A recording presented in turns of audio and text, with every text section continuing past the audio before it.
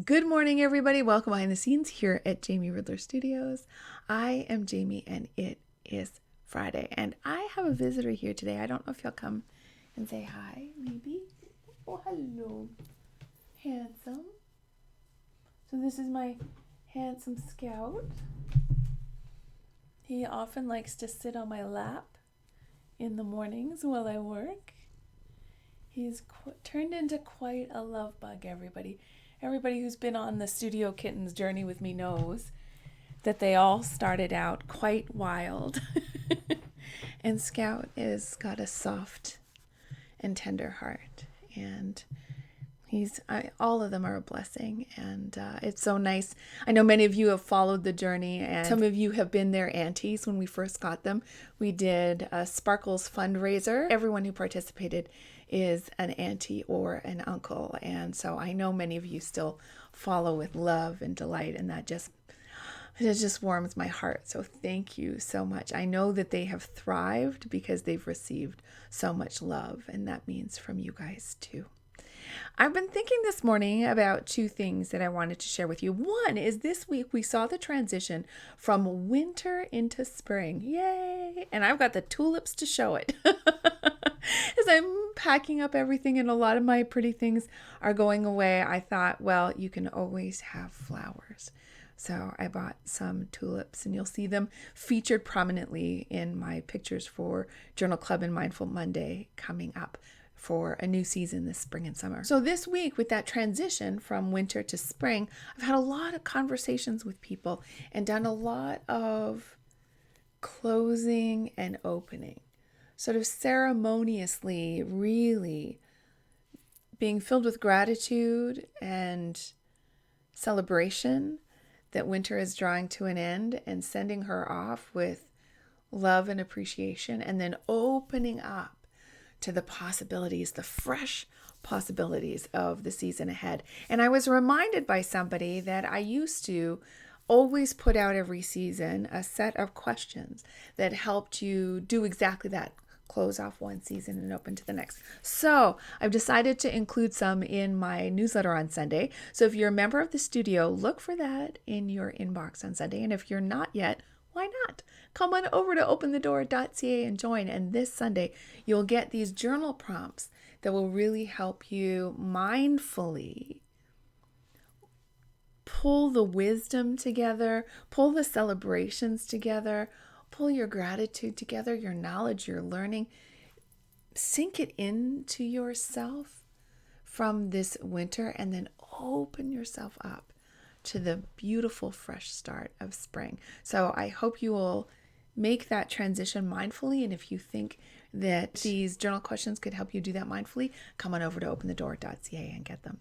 The other thing I was thinking about today was how in our creative lives, one of the most powerful things we can get good at is being comfortable in discomfort.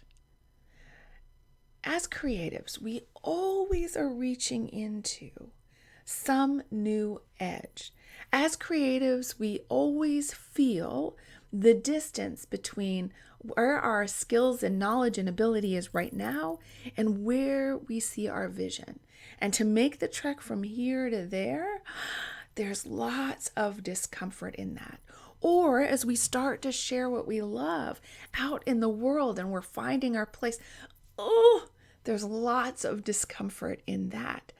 And if we just say no every time something is uncomfortable, maybe you've experienced this before, our lives get smaller and smaller and smaller and smaller. Now, this getting comfortable with the uncomfortable is not the same as tolerating. There are things in our lives which we tolerate, we're uncomfortable, and we sit with them. And so you might say to me, Jamie, are you saying that? Should I just get comfortable with that kind of discomfort? No. The reason, in fact, we're tolerating that is because the discomfort of tolerating it is likely less than the discomfort we're anticipating if we make a change. And so, in fact, if we can decide that we know that there are moments of discomfort, there are moments we need to break through, we will strengthen those muscles and expand into freedom into expression, into possibility. Yes, sometimes into failure, into rejection, into getting it wrong, maybe into embarrassment. This is a muscle that I have had to learn to develop, that I keep having to learn how to develop. And I've started to understand that as a creative, there's no end point in our development, that there are edges for us, and we come back to them again and again and again. And some we get more familiar with and grow more ease with, and some are always a little bit of a stickler for us. And this may be one for me, because I'm actually a pretty shy person.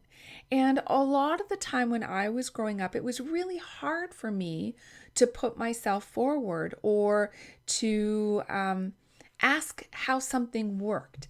So I may have 5,000 poems piling up in my journals, but figuring out and asking how something works so I knew how to submit it somewhere, that was so hard for me.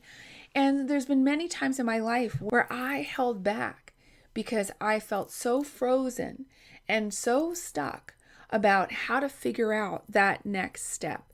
And I just couldn't bring myself to face the discomfort of asking, to reveal that I didn't know. And of course I didn't know. How would I know?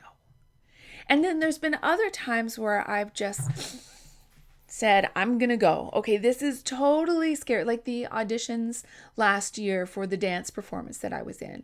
When I saw that opportunity, I was like, that's for me. And I just knew in my heart it was for me. And but I knew getting to the audition, trying out was going to be really, really uncomfortable. And I did it anyway. And I'm so glad I did. I even did it when I was really, really sick. And I'm so glad I did, because it opened up an experience for me that I will treasure for a lifetime. And then when I look back and think, sometimes I wish I could go back and talk to my 21-year-old self, 16-year-old self, you name it. And I wish I could be my own big sister and say, hey, here's how it works. Let's go. Let's go up and ask. Let's do that together as a team. Let's just be bold. Who cares? Who cares if we get it wrong? Who cares if we don't know? Who cares? If we take this step, yes, it might be uncomfortable for 5 minutes, for 10 minutes, for maybe the day while we have our vulnerability hangover. But also, it might move our creative work massively forward. It might open up all sorts of possibilities we never dreamed of. And we'll have more confidence in ourselves because we tried it and we did it and we're getting better at it. Every time we do something, we develop more skill at it. We develop more ease at it. So I guess in a way I would be saying, let's have an uncomfortable practice. Let's get better and better at stretching ourselves into that uncomfortable edge so that our life and our work grows and expands. It's like, when you've got hard soil, right? You got to work that soil a little bit so that it can become available and fertile and allow for those seeds to take hold and grow. But that first little bit, it's not that comfortable. The more we practice that, the more we recognize it as normal. It just feels uncomfortable. That's okay. It doesn't mean anything's wrong. There's no reason to panic. And we can be uncomfortable and be okay. And so we move into it and we make that phone call. We send that letter. We sign up for that class. When we do those things, we start tilling the soil for our creative lives. We start trusting ourselves a little bit more. We start opening up the possibilities. So I guess that's my invitation for you in your studio this weekend. To remember, your life is your studio. See where facing some discomfort, allowing yourself to be with it, might open up possibilities for your creative life. I bet right now, if you stopped and thought about it, take 5 minutes to journal, I bet you could find a spot in your life where you are feeling stuck, where you've got a niggling to do, something that has moved from weekly plan to weekly plan because it's uncomfortable. Make that task as easy as you can. Bring a friend. Listen to music in your headphones. Give yourself 5 minutes to calm down before you step forward. Whatever you need to do, learn the strategies that work for you to make it as easeful as possible, and then trust yourself to be with the discomfort and move forward in your life. Learning to sit in that stretching edge is a powerful skill for the creative heart, and I know that's you. Have a good weekend, everybody. I'll see you on Tuesday.